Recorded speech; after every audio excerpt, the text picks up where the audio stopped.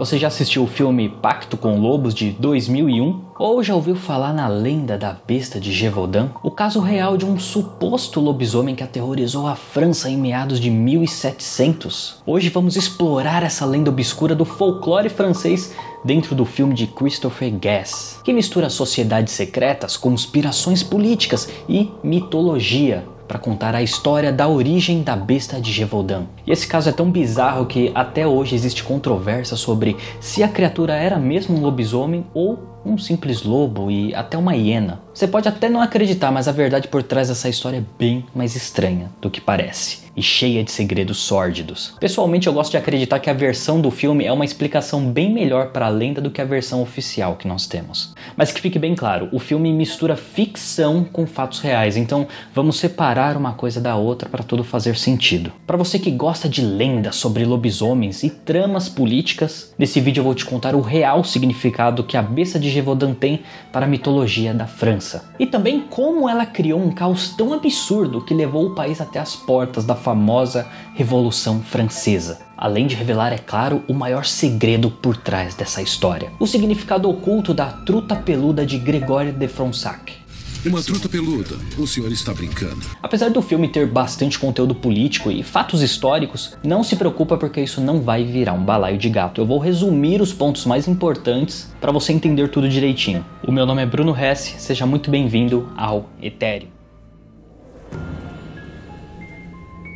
O naturalista e embalsamador de corpos Grégoire de Fronsac e seu amigo Mene, o índio, são enviados a serviço do rei Luís XV em uma importante missão até a província de Gévaudan, um lugar ermo e frio com grandes florestas que naquela época eram cheias de lobos e vários pequenos vilarejos, que eram cercados pelas montanhas Margeride na França. Um bom lugar para se passar umas férias e um chalezinho, não fossem as histórias que corriam pela boca miúda sobre uma besta mitológica aterrorizante a região. A cada dia que o bicho fazia uma nova vítima, mais o rei ficava com fama de ser um grande frouxo incapaz de cuidar do seu próprio povo. Então ele decidiu enviar esses dois senhores para tentar estudar e documentar que tipo de animal era a tal besta de Gévaudan. Um detalhe importante é que, apesar de Grégoire de Fronsac não ser inspirado em uma figura histórica real, ele é um cientista, é um cara cético que representa as ideias iluministas da época que estavam fazendo toda a igreja e o próprio rei querer tirar as calças pela cabeça. Enquanto o nosso amigo índio que luta Kung Fu, e é isso aí, você não ouviu errado. Ele pode ser historicamente incorreto de muitas maneiras óbvias, mas o cara cria todo um tempero místico e espiritual para a história que é bem interessante. E uma curiosidade à parte é que o personagem quase foi cortado da história, justamente por não fazer muito sentido histórico. Mas o diretor defendeu a ideia de que sem ele a história perderia muita graça. E eu acho que o cara estava certo. Assim que os dois chegam à província de Gévaudan, encontram todo mundo cagado com a possibilidade de ser devorado por um lobisomem. Embora o filme evite usar o termo lobisomem, era isso que algumas pessoas de fato pensavam naquela época, enquanto alguns poucos acreditavam que isso era apenas bobagem supersticiosa, pois a besta deveria ser apenas um simples lobo, o que provavelmente não era verdade. Naquela época, ali entre 1764 e 1767, tudo era muito rudimentar e ainda que várias pessoas tivessem visto a besta e sobrevivido para contar, ninguém conseguia dizer com certeza que tipo de animal era. A única certeza que existia era que, se você quisesse irritar de verdade um camponês, era só dar uma de cético e dizer para ele que a besta era um simples lobo comum. Grégoire de Fronsac encontra os plebeus em pânico e os nobres da região vivendo na vida boa, pois, diferente do povo, eles estavam protegidos em seus casarões em frente às suas lareiras, tomando um belo de um cafezinho. Eles sabiam muito pouco sobre a besta, exceto que o bicho tinha um gosto peculiar por mulheres plebeias e os seus filhos. Tem um detalhe que poucas pessoas se ligam, mas explica como a besta de Gévaudan se tornou um problema tão grande naquela época, que é basicamente o fato de que as pessoas só podiam confiar em relatos verbais ou relatos escritos que poderiam ou não estar muito equivocados ou até exagerados. Não existia uma perícia ou uma investigação séria, além do fato de que a principal forma de comunicação era feita por simples cartas, o que significa dizer que se você fosse pobre e tivesse uma emergência como um lobisomem afiando os dentes na soleira da sua porta, basicamente você estava na merda. De acordo com os registros históricos do caso, foi o que aconteceu com pelo menos 49 pessoas que foram feridas pela besta de Gévaudan e outras 113 viraram adubo ao longo de 3 anos de ataque. Depois de tomar um cafezinho em frente à lareira, Gregório de Fronsac e Ménie decidem que está na hora de partir para as florestas de Gévaudan, onde eles se deparam com uma vítima da besta e também com um grupo de militares liderados pelo capitão Jean-Baptiste Duhamel, que está ali para caçar a besta de Gévaudan. Um fato interessante é que esse grupo e o capitão são personalidades históricas reais, que na época eram chamados de os Dragões do Rei. Um grupo de elite especializado em táticas militares que o rei se viu forçado a enviar para resolver o problema em Gévaudan, pois já havia passado cerca de 1 ano desde que os ataques tinham começado lá em 1764. Até então, só os mais supersticiosos acreditavam em lendas extravagantes como lobisomens, até o ponto que a coisa começou a ficar muito estranha, pois o número de vítimas apenas crescia ao longo dos meses e o misterioso animal nunca era batido ou era capturado.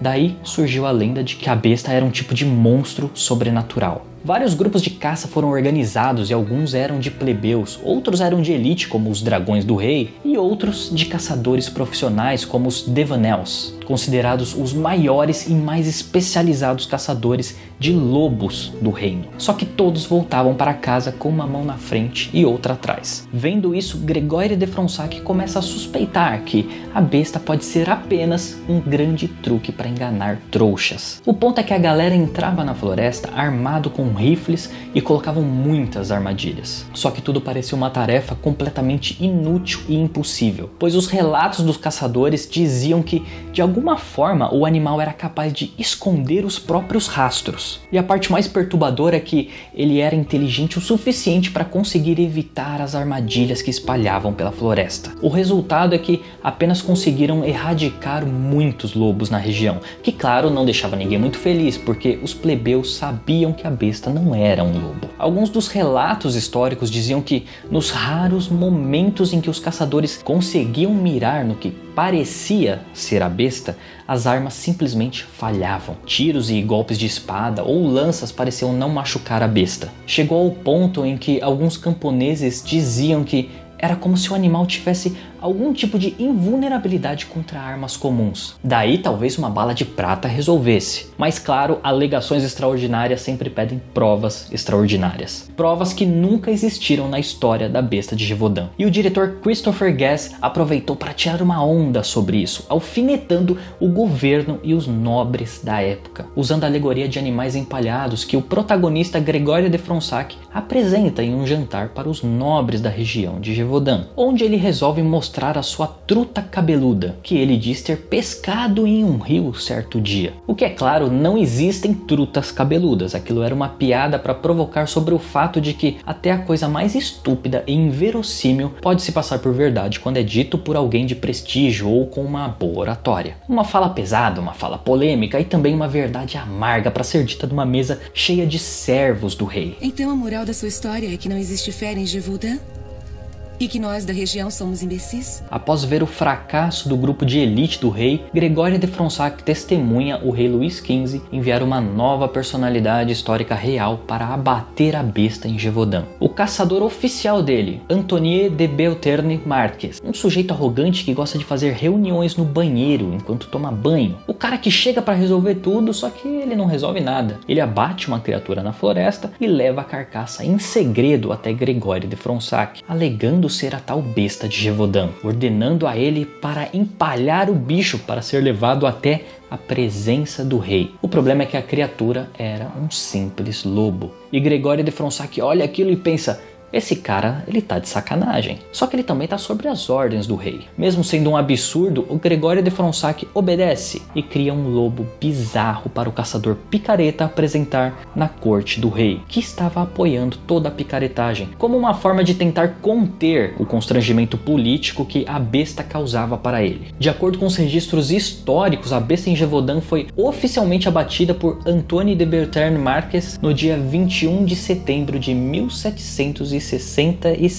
O bicho foi levado mesmo até a presença dele na corte. Um fato no mínimo peculiar nesse caso é que todo mundo que teve a oportunidade de dar uma boa olhada no bichão empalhado sabia que aquele negócio não era nada mais do que um simples lobo. Ainda assim, o rei concedeu títulos, terras, fama e uma bela de uma sacola bem gorda de dinheiro para o tal Antoni de Belter Marques. Agora, se na vida real o rei Luís XV realmente sabia ou não que essa era uma tramóia, aí já é um caso à parte. O lance é que tinha muita intriga política rolando na época, e a história da besta em Gévaudan acabava tendo um papel político muito bizarro, com muitos interesses obscuros envolvidos. O fato é que para o rei era muito conveniente que pelo menos parecesse que o problema estava sendo resolvido, o que leva a gente de volta para aquela alegoria do filme sobre a truta cabeluda de Gregóry de Fronsac, que o diretor colocou no filme como uma forma de cutucar essas questões políticas. Uma curiosidade interessante sobre isso é que o roteiro original de Pacto com Lobos teria críticas bem mais diretas ao caráter duvidoso do rei Luís XV e ao poder da igreja, mas o diretor Christopher Guest precisou dar uma suavizada, senão o filme não seria feito. E você não entendeu errado, o filme teve a sua versão original de certa forma censurada para evitar polêmicas. Mesmo assim, manteve algumas alfinetadas simbólicas. Em uma entrevista, o diretor chegou a dizer que a besta em Gévaudan é apenas um reflexo do que representava o Estado absolutista francês, uma besta vestida de seda.